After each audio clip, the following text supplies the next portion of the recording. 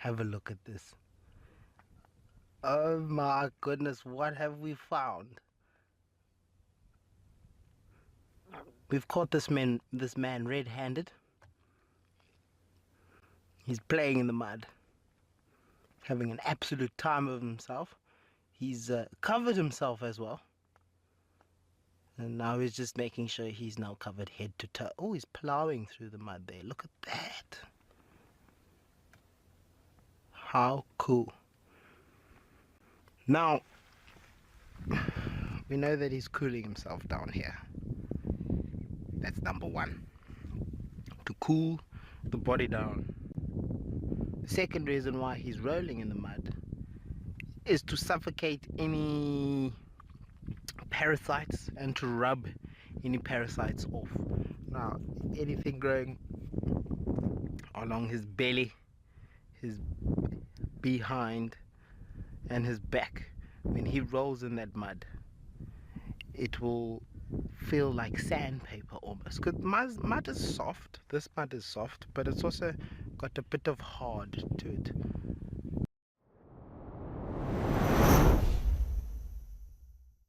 We have indeed made our way to Chitwa Chitwa.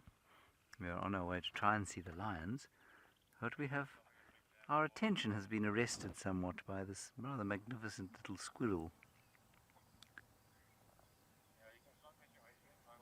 He was just watching the sun go down, enjoying a view of the western horizon.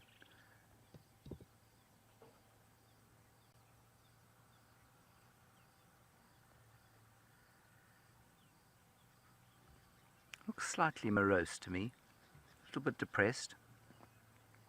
Not sure why. Perhaps just looks almost like he's finished reading a sad book or watching a sad film.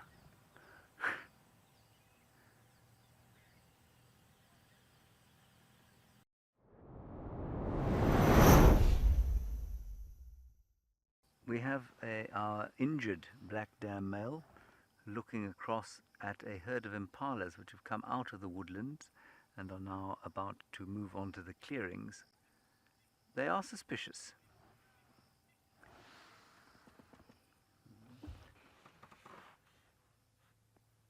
There are the impalas, and they're moving on to these big clearings behind Chitwa Chitwa Lodge, and you can see some of them are deeply suspicious of what's going on here.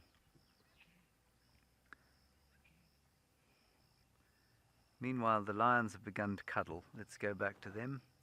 The traditional black dam male cuddle of the evening.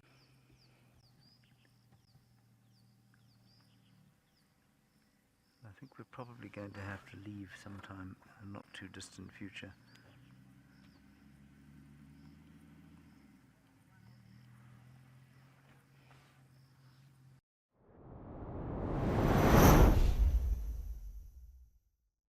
What we have here is a male, the one who's standing up straight, who's looking behind us, and the one whose head has just disappeared, but we can see the neck. That would be the female. Now, when we first spotted them, he was standing much closer to her than he is standing now, which suggests that he's probably wanting to mate with her. But he is enormous.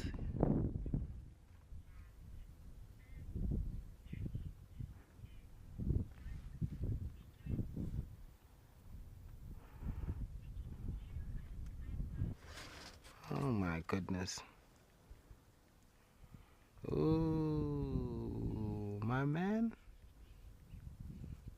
At least take her to dinner first. That's why she's walking away from you. You've approached this completely wrong. And I'm wondering, now that we are not quite in the same area as them, now we're sitting from afar, if maybe they're going to do some business here. They will spend several hours trying to mate, but the whole mating process will last for about 10 minutes, maybe even longer. He will dismount fairly quickly, and then try and mount again.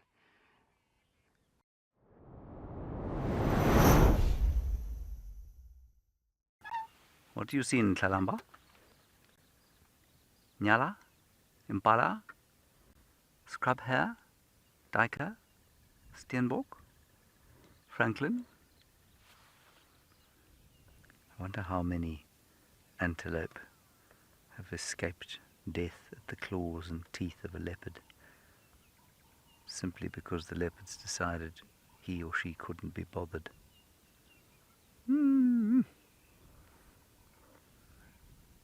Watching the Nyala now, just poking her head out from behind the tree.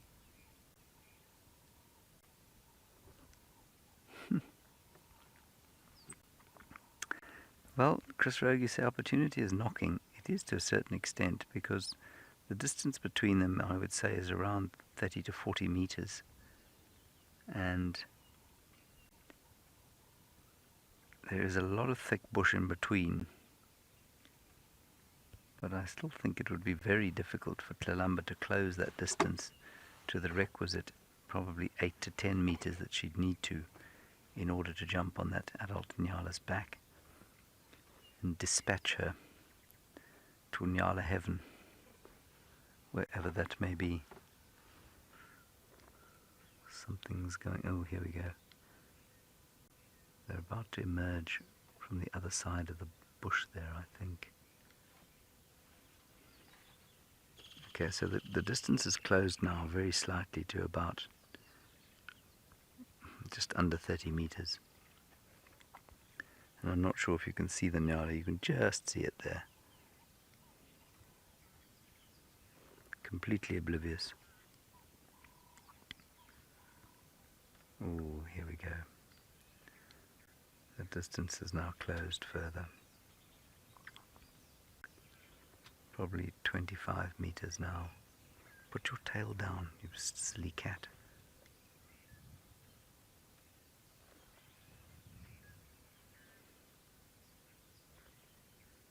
Oh, here come the others.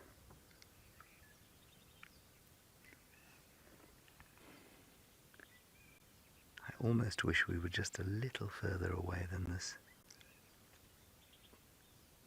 That Nyala's suspicious. She's looking straight at the spot where Tlalamba is.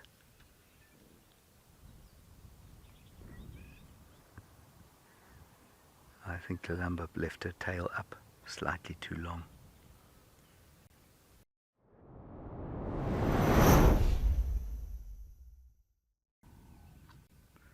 Rosemary, you say to see Tlalamba is everything you've been waiting for. Well, I'm very pleased, Rosemary. I'm hoping now, actually, that given that her territorial patrol seems to have ended, that she might do us a solid by going up that tree. Ah, she's done us a solid. Miller, you say she's all over the place this morning? She sure is. She sure is. Right, she's just come rushing down the branch, and she's staring fixedly into a thicket of Hyperenia, at least Hypothelia dissoluta, or the red thatching grass. This is the kind of thing you hope to see in every single marula tree you drive past, and never do.